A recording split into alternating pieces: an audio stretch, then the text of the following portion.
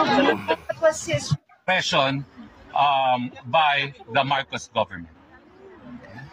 Now, the next hearing is on September 21, but before that, we would raise the issue of jurisdiction even on an earlier date, because we believe that the issue of jurisdiction, both on the implications of kidnapping as a means of divesting the court's jurisdiction and whether or not the court still has jurisdiction.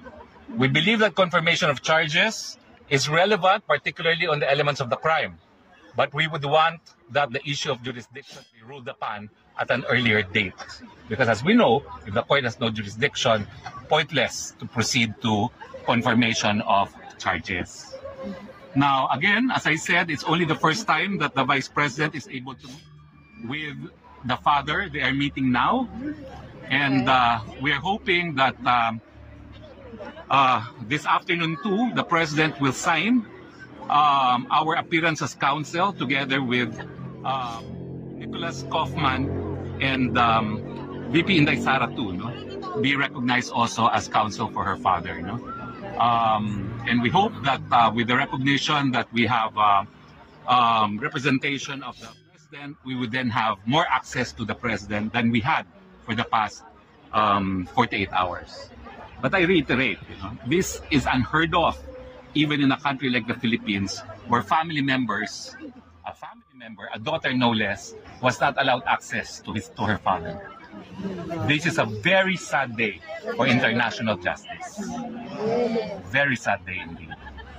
Okay, so I am Nino Harry L. Roque Jr. I'm a member of the List Council of the Court. I was former spokesperson also for the former President, Rodrigo Roa Duterte. Now, the Vice President is coming back. Yes. I do not know what time, because I said the priority is for you to meet with your father. Yes. Okay? So, she has committed to return. I do not know until what time visiting hours are, but she said she aimed to be here again at 5 o'clock. Okay? So, yeah, decided in fact to separate from her because she could not actually in conscience leave you out here in the cold, not knowing what to expect. No? So as you saw, she made me stay behind so I can express our gratitude to all those expressing their support to the President. Siyempre po, no, nakita nyo naman na talagang may edad na ang Presidente ngayon at mukhang mahina na. No? Ang ninanais namin, madesisyon na yung issue ng jurisdiction sa malalo mabilis na panahon nang sa ganon siya makauwi na ng Pilipinas. No? Alam mo, ang sinabi niya talaga sa Villamor, mamamatay muna siya bago siya husgahan ng mga dayuhang pero hindi tayo papayag nun. Kaya yung issue ng jurisdiction, gusto natin madesisyonan kaagad. Makauwi na siya. No? So maraming salamat po, and yun nga po, antayin natin si Vice President Duterte. Mahigit kumulang alas 5 po siya makararating. Now, I want to know if the foreign media, you have questions, please. Do you have any news about Mr. Duterte, or is it no? We have not had access to him. It's only now that the daughter, the Vice President, is being given access. Okay? Sir Aldo, may tanong lang po. Bakit po parang hina niya? Alam nyo, talagang napansin ko na yan. Although, 6 na buwan na ako mula sa Pilipinas. No? Alam nyo naman kung bakit. Pero nung napansin ko yan, yung maisog rally sa Cebu, na inakay ko siya sa entablado, doon ko napansin na napakahina na niya. Kasi parang binuhat ko na siya. Talagang mahina na ang Presidente. Pero monitor kami po siya dito sa atin. Dito sa Netherlands, sa inyo. Hindi ko po alam kasi hindi nga namin makita siya. Nakainom na po ba siya ng ay hindi ko po alam kung ano talaga. Kayo mga taga-Netherlands, ihanda nyo mga sinigang na isda. Kilala ko. At saka kung meron kayong tuyo, kasi yun, palagi may tuyo, pagkain yun. At saka balbakwa, pero wag na masama sa kanya yung balbakwa. Tuyo at sinigang na tuyo. At saka ang paborito niya, yung sinigang sa miso ng mata ng tuna. Mahirap makuha yan sa Netherlands. Ewan ko kung sa tayo kukuha ng mata ng ano, gagawa kayo ng paraan. Ang alam ko, ganito ha, isang beses pa lang siya dinala ng pagkain, breakfast, di raw niya nakain.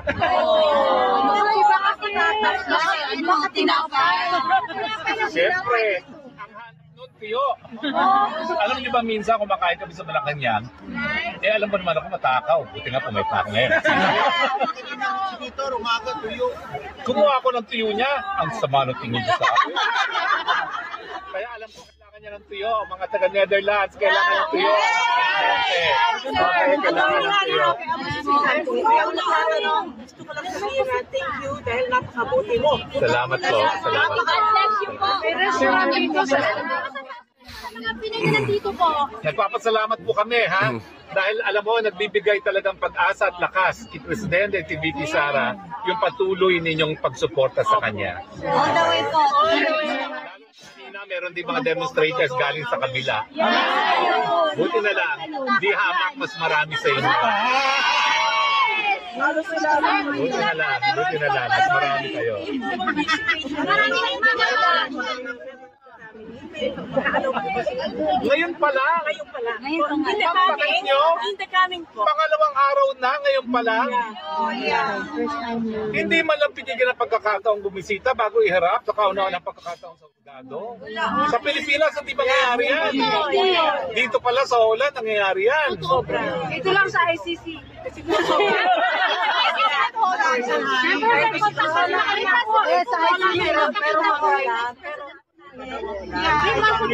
magpapakita mo sa publiko.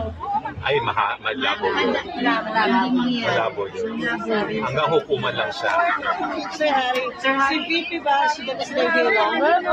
Hindi siya makaalis hanggang hindi siya palitan ng kanyang kapatid kasi kinakailangan ng next of kin. It's okay. As long po, andito po So, sila. ang inaasahan namin pumalit sa kanya ay hindi siya pinayagan ng nurse. Pero may sarili silang nurse. Pero meron naman sarili daw medical facility doon na excelente naman daw. Pero ang problema dyan, walang tuyo doon sigurado. Walang tuyo doon. Hindi ko namin nakikita kaya hindi kita masagot. Tambak na lang kasi tunay na rin si Matalay. Magsawa siya mo. Ano naman, ipuli-puli nyo at araw-araw ipadala.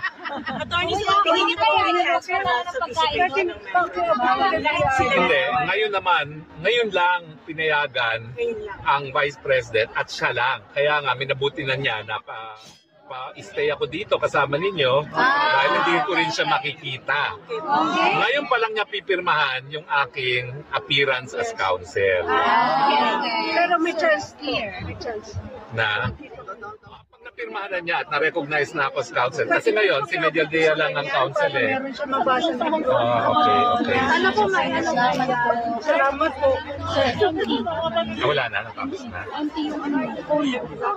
Kanina, sino merong charger?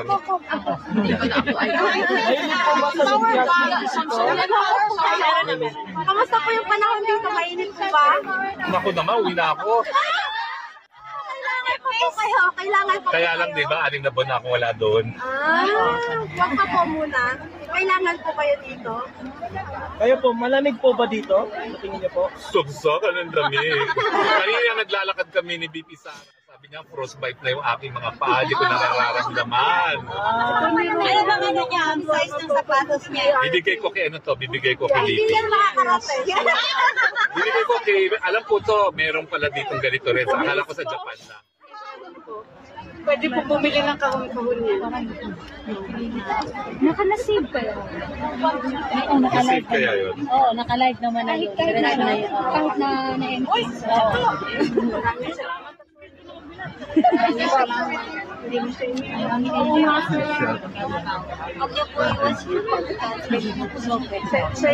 Sa'yo lang naman. Ituloy. Kaya, mamaya lang tayo natin.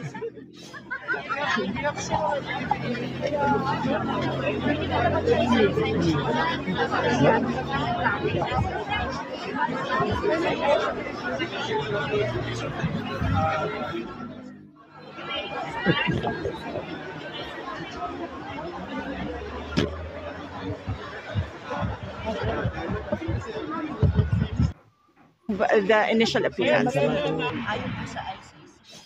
Pero, tawag siya, itong kanila yung Action po kayo ng email para makapasok po kayo ng sa loob. Magtanong lang ako.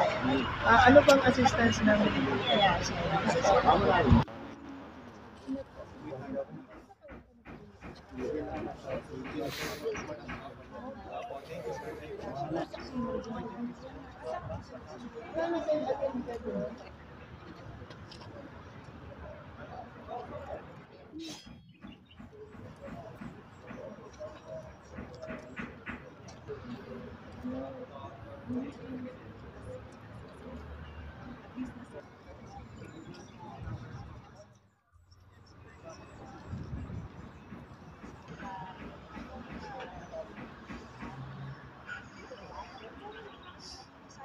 Well, our expectation is they will allow us visit. They will give us permission to visit the former president.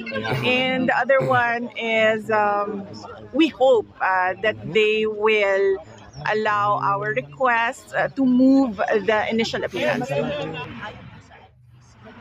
Pero, tawag siya, itong kanila yung Action po kayo ng email para makapasok po kayo ng sa loob.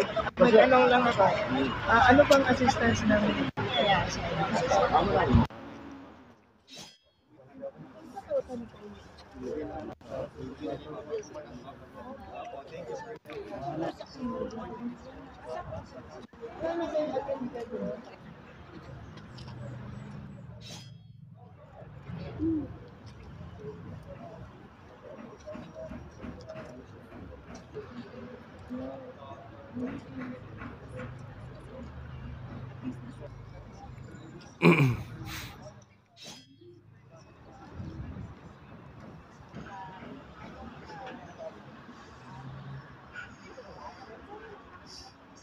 Well, our expectation is they will allow us visit. They will give us permission to visit the former president. And the other one is we hope that they will allow our request to move the initial appearance. ayon po sa ICC. Pero, tawag siya, itong kanila yung Action po kayo ng email para makapasok po kayo ng sa loob. magtanong lang ako. Ano bang assistance ng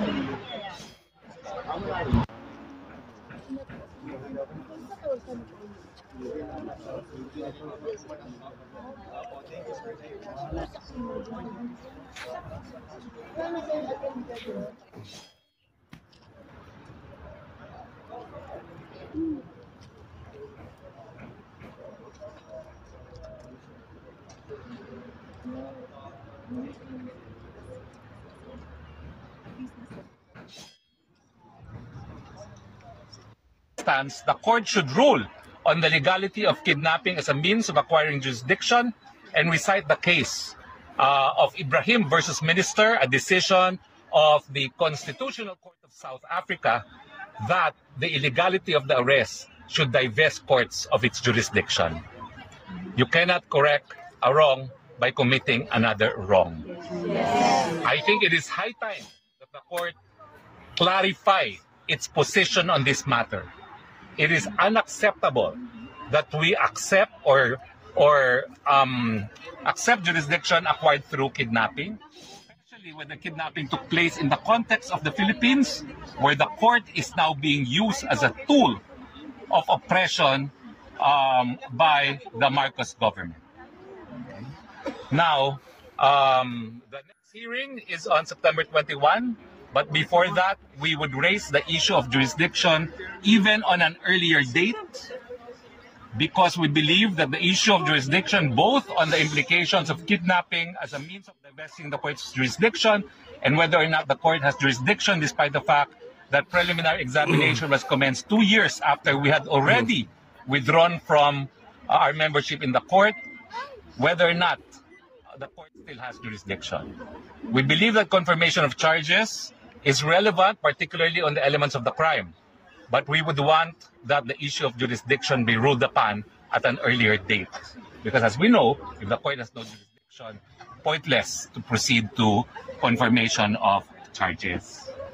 Now, again, as I said, it's only the first time that the Vice President is able to meet with the father. They are meeting now. And we are hoping that this afternoon too, the President will sign our appearance as counsel together with Nicholas Kaufman and VP Inday Sara too, no? Be recognized also as counsel for her father. No? And we hope that with the recognition that we have representation of the President, we would then have more access to the President than we had for the past 48 hours. But I reiterate, this is unheard of, even in a country like the Philippines, where family members, a daughter no less, was not allowed access to her father. This is a very sad day for international justice. Very sad day indeed. Okay, so I am Herminio Harry L. Roque Jr. I'm a member of the List Council of the Court. I was former spokesperson also for the former President, Rodrigo Roa Duterte. Now, the Vice President is coming back. I do not know what time because I said the priority is for you to meet with your father. Okay? So she has committed to return. I do not know until what time visiting hours are, but she said she will aim to be here again at 5 o'clock. Okay? So, yeah, decided in fact to separate from her because she could not actually in conscience leave you out here in the cold, not knowing what to expect. No? So as you saw, she made me stay behind so I can express our gratitude to all those expressing their support to the President.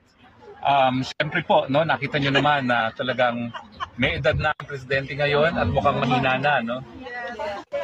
Ang ninanais namin, madesisyon na yung issue ng jurisdiction sa lalo mabilis na panahon, nang sa gano'n siya makauwi na ng Pilipinas. No? Alam mo, ang sinabi niya talaga sa Villamor, mamamatay muna siya bago siya husgahan ng mga dayuhang pero hindi tayo papayag nun. Kaya yung issue ng jurisdiction gusto natin madesisyonan kaagad nang makauwi na siya. No? So maraming salamat po and yun nga po, antayin natin si Vice President Duterte. Mahigit kumulang alas 5 po siya makararating. Now, I want to know if the foreign media, you have questions, please? Any news about Mr. Duterte or is it No, we have not had access to him. It's only now that the daughter, the Vice President, is being given access.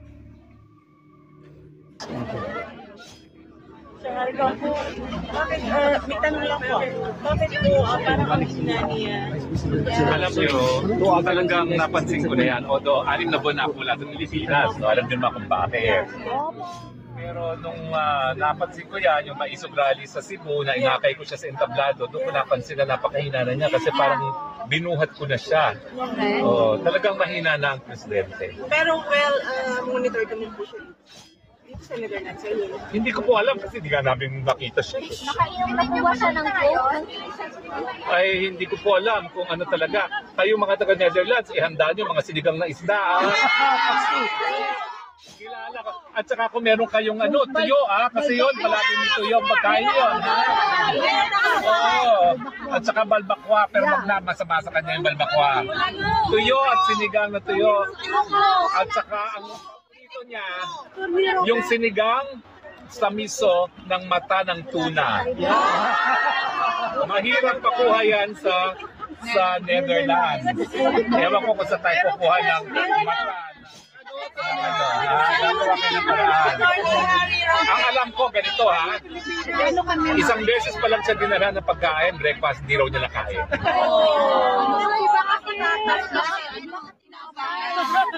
Siyempre, ang hanap nun, tuyo. Alam niyo ba minsan kumakain kami sa Malacanang, alam mo naman ako matakaw. Buti nga po may partner. Dito, rumaga, tuyo. Kumuha ako ng tuyo niya. Sama ng tingin niya sa akin. Kaya alam ko kailangan niya ng tuyo. Mga taga-Netherlands, kailangan ng tuyo. Okay, kailangan ng tuyo. Gusto ko lang sabihin na thank you dahil napakabuti mo. Thank you po. Sa mga Pinoy na nandito po. Nagpapasalamat po kami, ha? Dahil alam mo, nagbibigay talagang pag-asa at lakas si Presidente TVP Sara yung patuloy ninyong pagsuporta sa kanya. All the way